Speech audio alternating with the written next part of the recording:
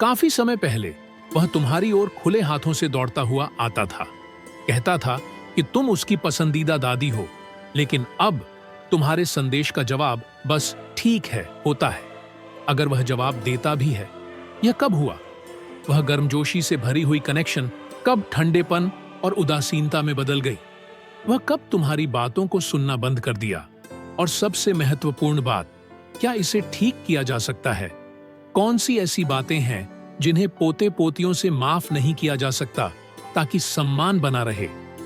चलिए उन गलतियों का विश्लेषण करते हैं जो कई दादी नानी और दादा नाना करते हैं, गलतियां जो सम्मान को मिटा देती हैं और जो अभी भी ठीक की जा सकती हैं, इससे पहले कि बहुत देर हो जाए।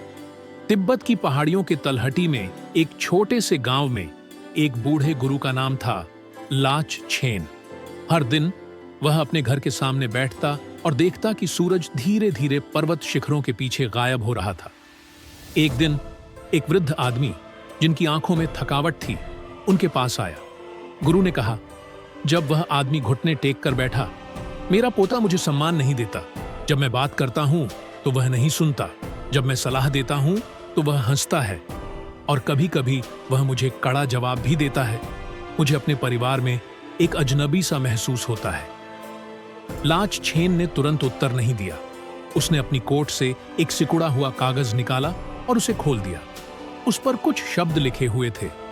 सम्मान की मांग नहीं की जा सकती, उसे केवल कमाया जा सकता है।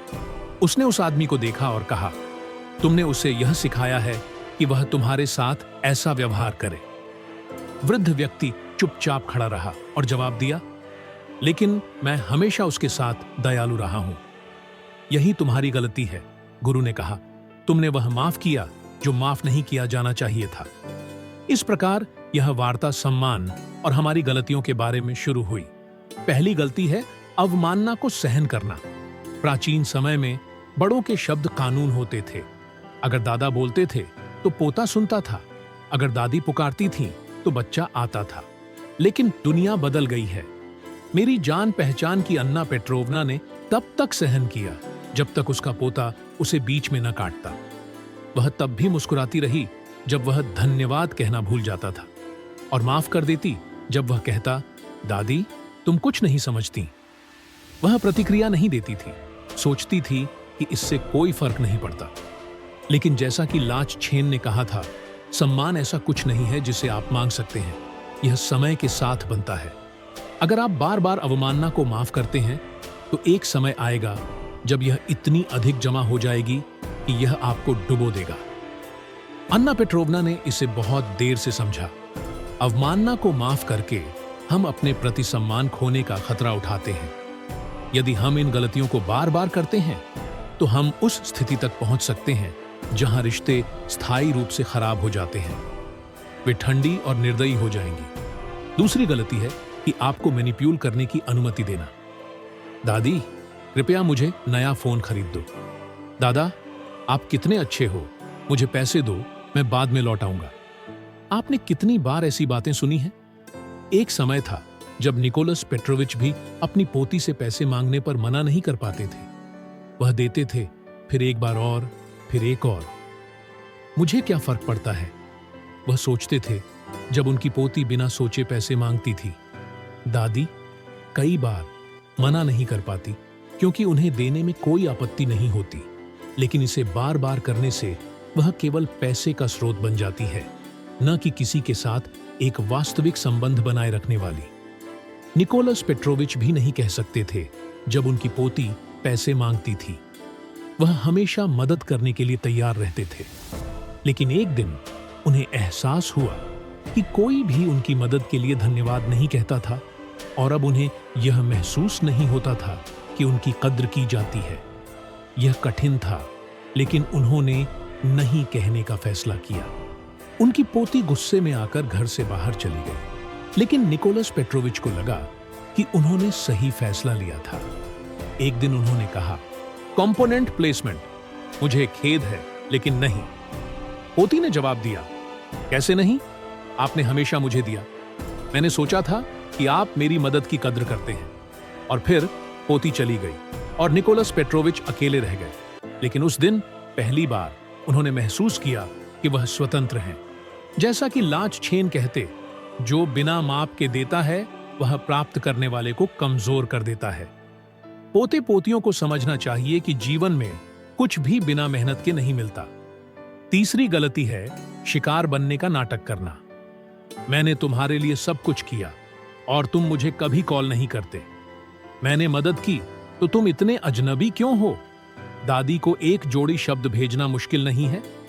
ये वही शब्द थे जो दादी नीना अपनी पोती से कई सालों तक कहती थी, लेकिन जितना ज्यादा वह शिकायत करती उतना ही कम उनकी पोती उन्हें मिलने आती थी। एक दिन नीना ने एक किताब में एक वाक्य देखा, जो मजबूत होते हैं उनका सम्मान होता है, जो शिकायत करते हैं उनसे बचा जाता है।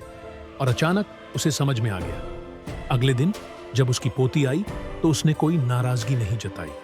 उसने नहीं बताया कि वह कितनी अकेली महसूस करती है, बस मुस्कुराकर कहा, क्या तुम जानती हो, मैंने पेंटिंग की क्लास में दाखिला लिया है। क्या तुम देखना चाहोगी कि मैंने क्या किया? और बहुत समय बाद पहली बार पोती ने उसे दिलचस्पी से देखा। लाच छेन कहते, अगर आप शिकायत करते हैं तो दुनिया आपसे दूर चली जाएगी, लेकिन अगर आप मजबूत होते हैं तो दुनिया आपको सुनेगी। दादी नीना शिकायत करती थी कि उनकी पोती उन्हें कॉल नहीं करती, उसकी जिंदगी में कोई दिलचस्पी नहीं दिखाती, वह उसे भूल जाती थी। लेकिन जितना ज्यादा वह शिकायत करती उतना ही कम वह मिलने आती थी। उन्होंने समझा कि उनके शब्द केवल दूसरों को दूर करते थे। इसलिए नीना ने अपना दृष्टिकोण बदलने का फैसला किया। उसने पेंटिंग क्लास में दाखिला लिया, अपने आप पर ध्यान केंद्रित करना शुरू किया और जीवन के बारे में शिकायत करना बंद कर दिया। जब उसकी पोती आई तो नीना ने गर्व से अपनी कलाकृतियां दिखाई और पहली बार पोती ने रुचि दिखाई। शिकायत करने के बजाय दादी ने अपनी जिंदगी जीना शुरू किया। चौथी गलती है पोते पोतियों के लिए ही जीना। दादी वैलेंटीना केवल अपने पोते पोतियों के लिए जीती थी। वह उनके लिए सबसे अच्छा खाना बनाती, उनके कपड़े सीती, जब वे रोते थे तो उनके आंसू पोंछती। लेकिन एक दिन जब वह बीमार पड़ी और पूरे दिन बिस्तर पर रही तो किसी ने भी यह नहीं पूछा कि वह कैसे महसूस कर रही थी। वे अपनी सूप खाते, उनके सामान उठाते, लेकिन उनके बारे में नहीं सोचते थे। वैलेंटीना, जो पूरी तरह से पोते पोतियों के लिए समर्पित थीं, उनके लिए सबसे अच्छा खाना बनाती थीं और जब वे बुरा महसूस करते थे तो उन्हें सांत्वना देती। लेकिन जब वह बीमार पड़ी तो कोई भी उन्हें देखने नहीं आया और न ही यह पूछा कि वह कैसी हैं। पोते पोतियों ने उन्हें कोई ध्यान नहीं दिया, केवल अपनी जरूरतों को लेकर चिंतित थे।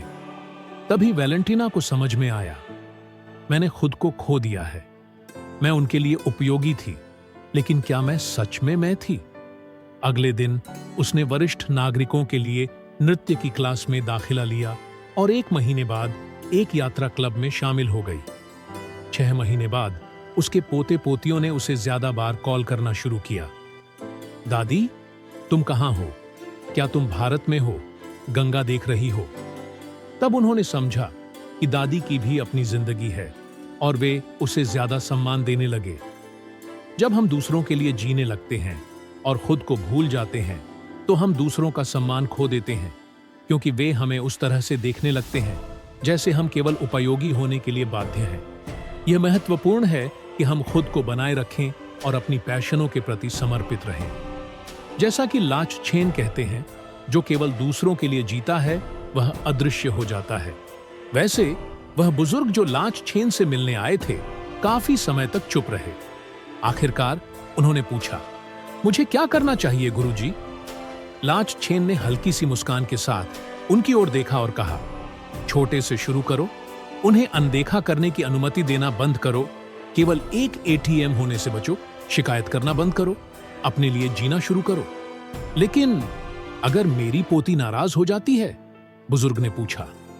अगर वह तुमसे प्यार करती है तो वह समझेगी, अगर नहीं तो तुम अब जान लोगे और मृत्यु के पल में नहीं। बुजुर्ग चले गए और 1 साल बाद वापस लौटे। तुम सही थे, अब मुझे सम्मान मिलता है। हाँ, क्योंकि अब मैं खुद का सम्मान करता हूं, लाच छेन ने मुस्कुराते हुए उत्तर दिया। अगर ये शब्द तुम्हारे दिल में गूंजते हैं अगर तुम्हें यह जो सुना अच्छा लगा हो तो हम तुम्हें हमारे चैनल से जुड़ने का आमंत्रण देते हैं। तुम आसानी से हमारे चैनल को सब्सक्राइब कर सकते हो, लिंक हमारे डिस्क्रिप्शन में है।